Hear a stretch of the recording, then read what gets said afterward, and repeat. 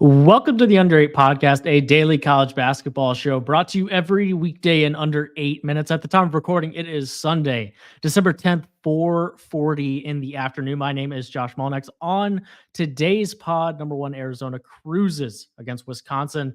Purdue and Tennessee get good high major wins over the weekend. It's all right now on the Under 8 Podcast.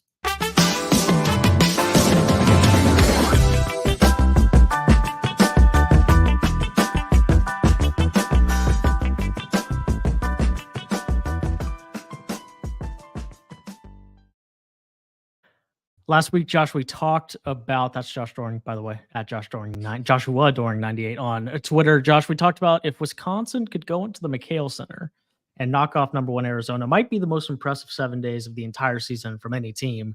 Not the case. 98-73, Arizona takes care of business. The number one team in the country continues to cruise.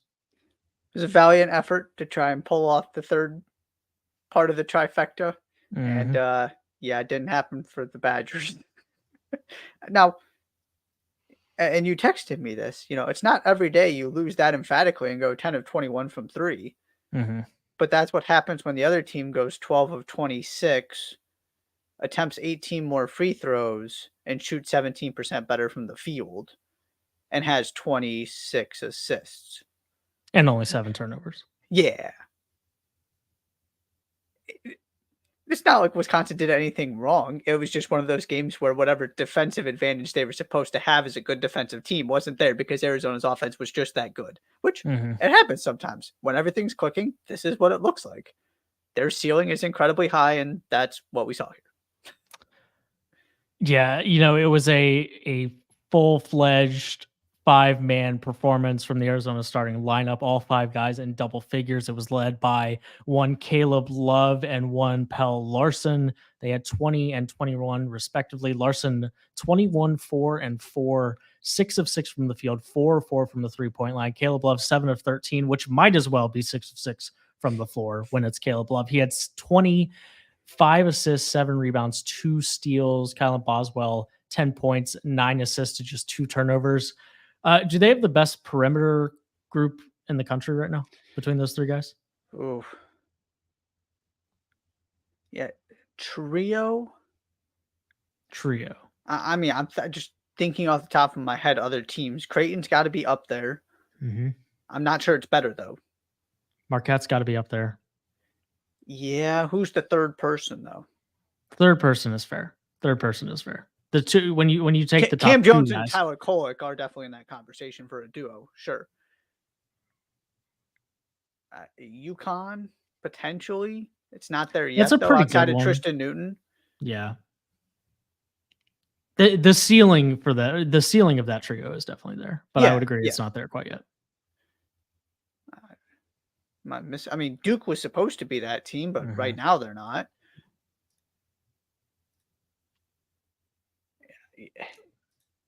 Can I throw Houston at you? Sure. LJ Cryer, Jamal Shed. I don't know. You could pick another guy. Yeah. They're definitely in that conversation.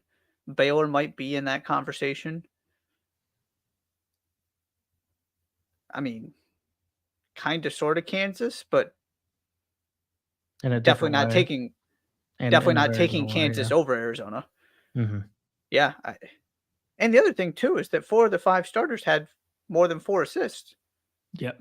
Passed the crap out of the basketball. At least 4 assists. Yeah. Mm-hmm. Umar Bala was the only one, and obviously that's not his job. Yep. That was always going to be a difficult task, and yeah, it was a little too much for the Badgers. I'm not concerned about it. I still feel the same way about Wisconsin. They just had a pick the wrong day to go to the McHale Center, basically. Yeah, they are so good, but they're just all over the floor. 5th in offense, 2nd in defense. They're 4th in tempo, 111th in turnover percentage, which, like, when you're 4th in tempo isn't horrible. 11th in effective field goal percentage, top 10 in both offensive rebounding and defensive rebounding. They're 1st in the country in opponents' offensive rebounding percentage, top 26 in 3-point and 2-point field goal percentage. They are just a well-oiled machine. And we talked about it a little bit. they hadn't been super convincing against the best teams that they had played. And I think Wisconsin had been good enough thus far that completely dominating Wisconsin can count as a really good team they played and a very convincing win. Yes. This is the kind of performance we hadn't seen yet. I'm right there with you. Yeah. 98-73, and the Wildcats, Tommy Lloyd's Wildcats, will be the number one team in the country come Monday's AP poll. Next up, number 17, Tennessee, number 20, Illinois, 86-79 for the Volunteers, another team that had all 5 scorers in the starting lineup in double figures. Dalton Connect, 21 points, 7 to 14 from the field to lead all Tennessee scores, excuse me. But a pretty balanced effort all the way around. You shoot 27 of 60 from the field, get to the free throw line 34 times, and Tennessee opponents put up 79, and they win a game with 86. So many free throws in this game. So many. Mm-hmm. More importantly, though, yeah, Quincy Guerrier, Terrence Shannon both had 22. It was very the contrast between the two teams was stark.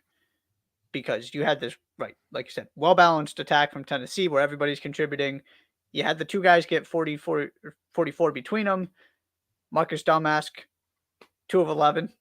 Mm-hmm. Ty Rogers didn't attempt a field goal. They had 9 points between them. That's just not enough to beat Tennessee when Tennessee's playing well. Tennessee, 38-24 edge in points in the paint, 21 assists to Illinois' 9. They were just a better offensive team. Most importantly out of all of this, though, I want to end with this stat. Because this is what I was thinking about in the aftermath of this game. Tennessee is now 2-2 when allowing more than 70 points this season. Would you like to, I don't know if you've seen this yet in our rundown. If you haven't, would you like to guess what their record was last season in games where they gave up 70 or more points? Maybe it was more than 70. Okay. I have not looked. I will guess. Is this like total record or win percentage or I'm not looking. Yeah, okay. I'll tell you it happened 6 times. Okay, how many of them did they win? 1. Correct. Sure. And patting myself on the back here. Very nice, very nice. The 2 losses this season are Purdue and North Carolina. Mm-hmm. They win some of them, they lose some of them. That's what's supposed to happen.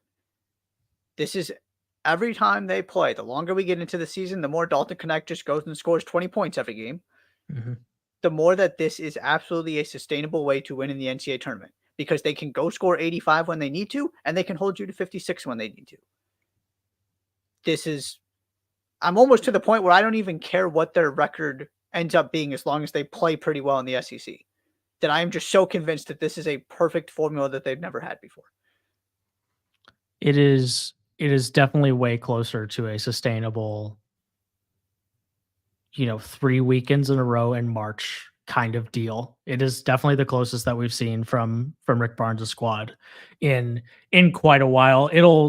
We'll see. I don't love that their 2 worst performances offensively did come against Purdue and Kansas. So at some point you gotta it's just a lot tougher to hold Purdue to 56 than Syracuse to 56. Sure. And so that's not really a question we can answer until March, but that would be the only thing that makes my ears perk up. But it is what it is. Your general point, I completely agree with. Yeah. I'm not entirely sure how high their ceiling is in terms of can they beat the best teams in the country? Sure. Right. Because they are very much who they are and not much is going to change. Mm-hmm. But the floor is way higher because there are fewer things or more things that need to go wrong for them to lose games now, other than just they couldn't score. Because Dalton Connect can solve that problem by himself. I'd be very surprised if they exit the NCAA tournament losing 62-55 this year. Right. I'd be very, very surprised, which is what they did against Florida Atlantic a year ago. Purdue, 92. Alabama, 86 in Toronto. I'm into it. Zach Edey, 35. Braden Smith, 27. Quick math, that's 62 points. That's the most points between two Purdue Boilermakers in the same game since the 1994 NCAA tournament. Zach Edey, 35 and 7, 12 of 20 from the field, 11 of 11 from the free throw line. Braden Smith, 27 points, 8 assists, 5 rebounds, 1 turnover, 9 of 20, 4 of 7 from the three-point line. It was enough with some of the support they got around them to hold off Alabama, led by 35 from Mark Sears, excuse me, not Spears, Sears. Check the box score at halftime. Saw, Alabama's made 13 3-pointers. That explains it. Mm-hmm. Can they continue? No. Mm. It really, from an Alabama standpoint, it is that simple, right? They win this game because they shoot the lights out for 40 minutes and you just go, there's nothing you can do, because it's going to happen sometimes. But Purdue is good enough offensively, and especially when Zach Edey is feeling very comfortable back in his homeland, that you got to play for 40 minutes and they're going to keep themselves in the game and make you keep making threes because that's all you're going to take. And you end up 19-46. And when Zach Edey's that good and Braden Smith's that good, that's just not enough to beat Purdue for an Alabama team that is definitely not as talented as last year's and just not playing all that well at the moment. This Alabama team, I think, is going to end up in a spot that's very similar to the way that the 2021-22 team ended up. That team went 19-14, was 28th at KenPom, 16th offensively, 92nd defensively. That was the weird team that just started beating really good teams and then lost to bad teams, right? Correct. Yeah. That's absolutely what this team is. They had some very weird performances. This was a team that beat Gonzaga and Houston in the same 7-day stretch, and also lost to Davidson and Memphis in the same month. Lost to Missouri, lost to Georgia. I think it's going to be very similar. This is a team that on the right night, like, they shoot the lights out. 6th in the country in 3-point field goal percentage. But they don't play any defense. They don't force turnovers. They don't really do anything defensively. And so there are going to be nights where they're going to put up 86 on a good team and beat them. There are going to be nights where they put up 86 against a good team and can't stop anything that the other team does, like this particular night, or particular players on other teams. And there will be nights where they can't hit the broadside of a barn, and as a result, are going to lose to some teams that make you scratch your head. It's going to be a roller coaster with Alabama this season. And with that being said, it's not like their 3 losses are to bad teams. It's just they're not the elite of the elite that they were last year. No, they're having a hard time finding other ways to generate offense because they don't have Brandon Miller. Right. And so it's three-pointer or bust. And defensively, they're not good enough to hang in games where they're not shooting the 3 well. Just because they're shooting the 3 well doesn't mean they're going to beat the best teams in the country. Yeah, the floor is still pretty low and the ceiling is nowhere near as high, maybe even not as high as it was 2 years ago when you knew they could beat anybody in the country if everything went their way. Mm-hmm. Not even sure this team can do that. Cool to see Zach Edey back in Canada. Matt Painter was definitely making an intentional effort to have this moment for him, which was really cool. Yeah. And boy, did he deliver. Not like you said, knocked out all his free throws just to show off a little bit. I've talked about before where I am on Purdue. I still feel very good about them. And these are the kind of games they can win even when the other team scores 86 points. You don't have to sit here and convince me about Purdue. I want nothing more than Purdue to wipe the floor with everybody. Zach Edey, just an update on his defend his National Player of the Year campaign. 24.8 points, 10.8 rebounds per game. That's 1st and 6th in the country, respectively. Off to a pretty good start for the big guy from Canada. He's also now up to 10th all-time on Purdue's scoring list, I believe. Yes, he is. Yeah, it's Bobby Hummel. Yes. Yeah. I think Hummel was 10th or something like that. Yeah. I was having a conversation with a buddy about that not too long ago. I think we crunched the numbers a little bit, and he's like basically on pace to be a lock to be the 2nd player in Purdue history by the end of the season. But I could be misremembering that, but I think that's where I think that's where we landed as long as he continues on the path that he is on. 92-86, the Boilers beat the Alabama Crimson Tide. Josh, anything else? Colorado delivered a very big win for me. Smoked Miami. Yep. Just laid the hammer. They've been fine so far, but I've been waiting for that moment.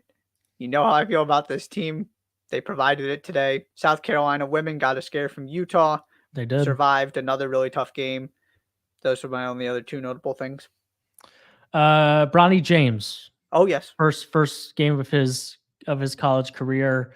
The Trojans taking care of Long Beach State at the moment. Bronny 0 of 1 from the field with an assist and a rebound. USC rocky start, but it's cool to see him on the floor this quickly after the scare that he had medically in the middle of the summer. Programming note: instead of, this is a very slow week of college hoops. This is the gap week between the end of all of these kind of really awesome high major matchups in non-conference to the beginning of conference play.